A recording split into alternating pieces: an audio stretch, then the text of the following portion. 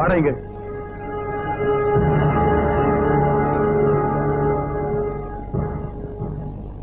உனக்கு அந்த கொலையாளி குரூப்போட சம்பந்தம் இருக்குல்ல? എനിക്കൊരു കൊലയാളി ഗ്രൂപ്പുമായിട്ട് സംബന്ധമില്ല.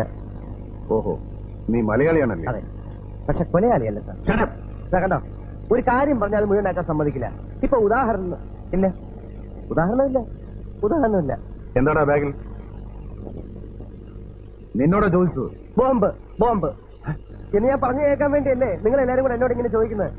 അയ്യോ എന്റെ അമ്മയോ, ബോംബ് നിർവീര്യമാക്കിയതായിരിക്കും അല്ലേ? അയ്യോ,